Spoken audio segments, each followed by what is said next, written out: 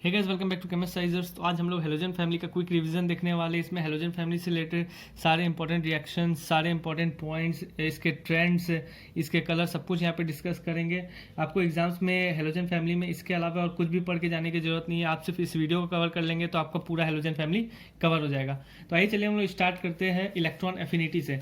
इसमें electron affinity जो main important point हम लोग यहाँ सब डिस्कस कर लेंगे। तो इलेक्ट्रॉन एफिनिटी जो है, इलेक्ट्रॉन एफिनिटी, इसका ऑर्डर होता है CL, F, Br, I। हम लोग सारे ट्रेंड्स डिस्कस नहीं करेंगे, जो जिसमें एक्सेप्शन आता है हम लोग बस वही सब यहाँ पे डिस्कस करने वाले हैं। तो यहाँ पे Cl और F में एक्सेप्शन आता है, इसीलिए हम लोग यहाँ पे डिस्कस कर रहे हैं। ठीक है, तो आप लोग इलेक्ट्रॉन एफिनिटी याद रख लीजिएगा। फिर इसके बाद आता है आयनाइजेशन एनर्जी। ये नॉर्मल ही होता है FCl, Br, फिर I। फिर बॉन्ड एनर्जी, बॉन्ड एनर्जी भी Cl2, Br2, F2, I2। इसमें भी ये एक्सेप्शन आपको देखने मिलेगा, तो इसलिए ये तीनों आप लोग कवर कर लीजिएगा। ठीक है, अब हम लोग का इसका इस सब का कलर देखते हैं। हेलोजन फैमिली में जो एलिमेंट सबका कलर देख लेते हैं। तो रूम टेम्परेचर में फ्लोरीन का जो कलर होता है वो पेल ग्रीनिश येलो कलर होता है। कौन सा कलर होता है? पेल ग्रीनिश येलो। ठीक है, और ये गैस के फॉर्म में होता है। ठीक है, और जो क्लोरीन होता है ये सिर्फ ग्रीनिश येलो कलर होता है, ग्रीनिश येलो गैस। ठीक है, अब फिर आता है ब्रोमीन। ब्रोमीन जो होता है वो रेडिश ब्राउन कलर होता है और ये लिक्विड फॉर्म में एग्जिस्ट करता है। ये सब रूम टेम्परेचर में हम लोग डिस्कस कर रहे हैं। और I2 जो होता है ये वायलेट होता है, ये तो आप लोग पता ही, सब कलर वैसे आप लोग को पता ही होगा, ये बस रिवाइज कर ले। ठीक है, अब इसके बाद I2 जो है, I2 dissolves more in Ki than in water। ये बहुत इंपॉर्टेंट पॉइंट है। I2 पानी से ज़्यादा Ki में ज़्यादा डिजॉल्व होता है। इसका हम लोग रिएक्शन देख लेते हैं। रिएक्शन इंपॉर्टेंट है। Ki aqueous plus I2 gives Ki3 aqueous। और इसका जो कलर होता है ये ब्राउन होता है, ये ब्राउन सॉल्यूशन होता है। ठीक है, अब हम लोग देखेंगे कि हाइड्रोजन से रिएक्शन, हाइड्रोजन में X2 डाल देंगे तो 2HX हम लोग को प्रोडक्ट मिलेगा। यहाँ X जो है वो फ्लोरीन हो सकता है, क्लोरीन हो सकता है, ब्रोमीन हो सकता है, आयोडीन हो सकता है। तो इसमें हम लोग ये पूछा जाएगा इन सब में से कौन सबसे ज़्यादा वाइग्रसली रिएक्ट करेगा और कौन स्लोली रिएक्ट करेगा। तो F जो है ये वाइग्रसली रिएक्ट करेगा और जो I जो है ये स्लोली रिएक्ट करेगा इसमें। ठीक है, सबसे फास्ट जो है F रिएक्ट करेगा। ठीक है, इसके बाद हम लोग इसमें ऑक्सीडाइजिंग पावर देख लेते हैं। ऑक्सीडाइजिंग पावर जो होता है वो F2 का सबसे ज़्यादा होता है, फिर Cl, फिर Br2, फिर I2। फिर हेलोजन फैमिली में बहुत इंपॉर्टेंट दो रिएक्शन आता है। एक रिएक्शन विथ NH3 आता है और एक आता है रिएक्शन विथ NaOH। ये दोनों आप लोग कवर करके जाएंगे। ये हम लोग पहले ही डिस्कस कर चुके हैं, इसका लिंक आपको डिस्क्रिप्शन बॉक्स में मिल जाएगा। इसमें आप लोग याद रखिएगा, आप लोग को दो चीज़ कवर करना होगा। NH3 में भी दो केस बनता है, इसमें भी दो केस बनता है, इसमें भी दो केसेस बनता है, इसमें भी दो केसेस बनता है। ये दोनों केसेस आप लोग कवर कर लीजिएगा। कौन सा केस? इसमें पहला केस होगा जब NH3 एक्सेस में होगा और दूसरा केस जब जो हेलोजन है वो एक्सेस में होगा। तो हम लोग X लिख लेते हैं, X2 एक्सेस में होगा। ठीक है, और इसमें भी हम लोग को दो केस देखने को मिल जाएगा।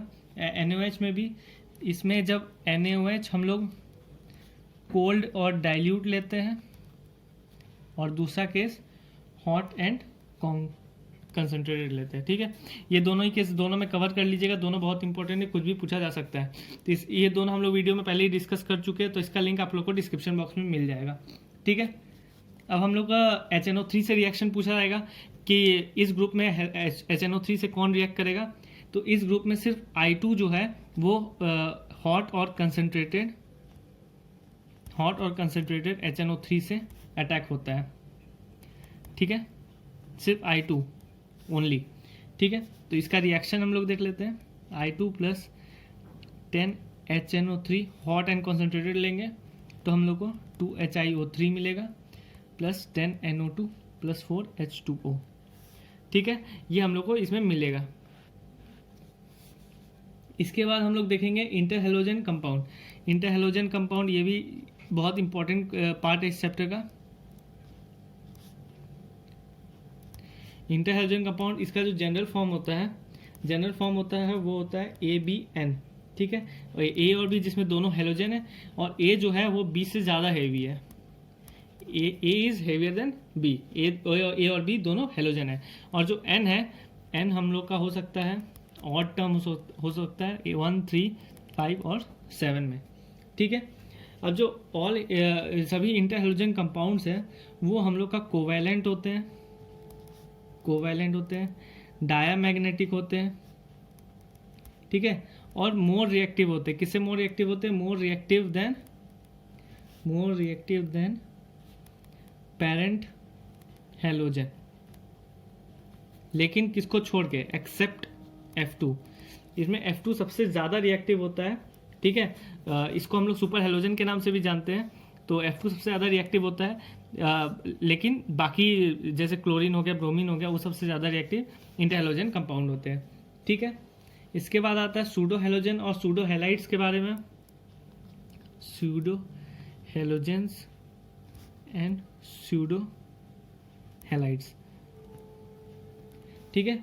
तो इसमें जो एनायंस होते हैं जिसमें एन एटम होता है और उसका प्रॉपर्टी जो है वो हैलाइड आयन से मिलता हो तो उसको हम लोग सूडो हैलाइड कहते हैं, और जो कॉरस्पॉन्डिंग मॉलिक्यूल हम लोग को मिलेगा वो सूडो हेलोजन होगा।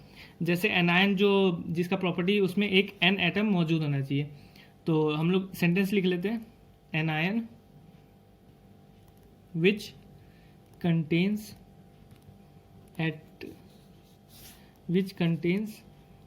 एट लीस्ट 1 एन एटम, ठीक है।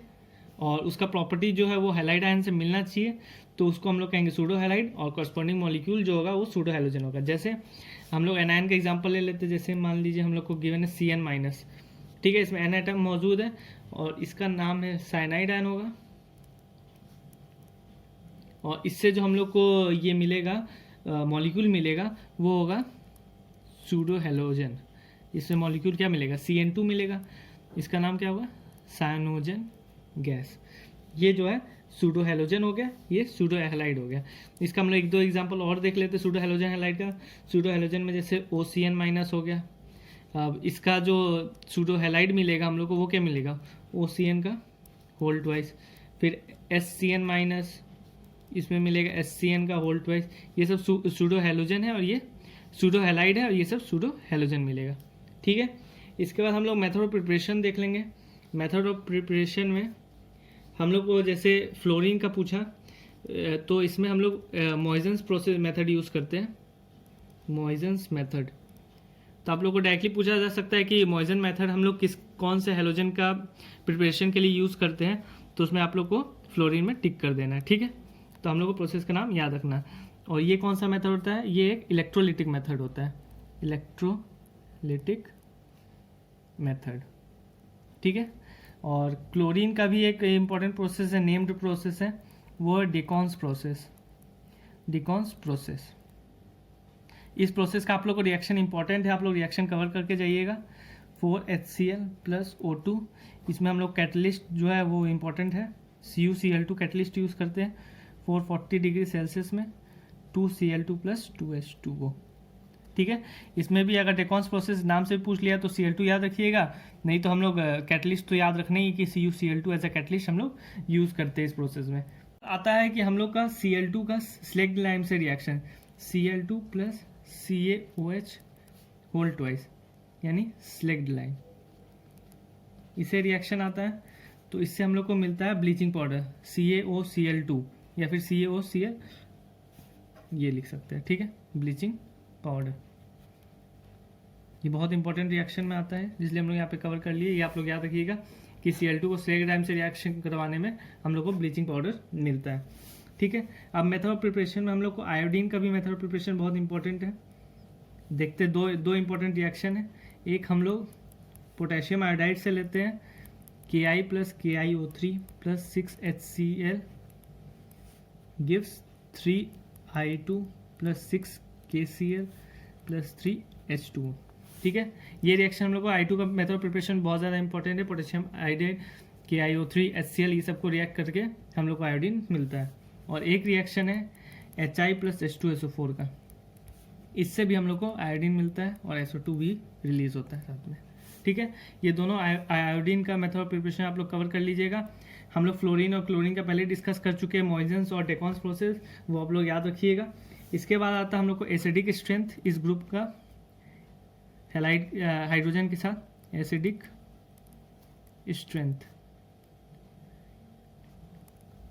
ठीक है, तो HF का कम होता है, फिर HCl, फिर HBr, फिर HI, यानी HI का एसिडिक स्ट्रेंथ सबसे ज़्यादा है। एसिडिक स्ट्रेंथ हम लोग कैसे देखते हैं, H+ को हटा देते हैं तो उसके बाद जो I- होगा, जो नेगेटिव चार्ज किस में सबसे ज़्यादा स्टेबल होगा, तो I पे सबसे ज़्यादा स्टेबल होगा, क्योंकि I जो है वो बहुत बड़ा एलिमेंट है।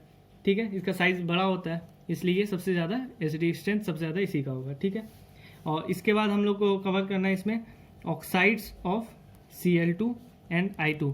तो ये भी हम लोग प्रीवियस वीडियो में ऑलरेडी कवर कर चुके हैं, यहाँ पे डिस्कस नहीं करेंगे।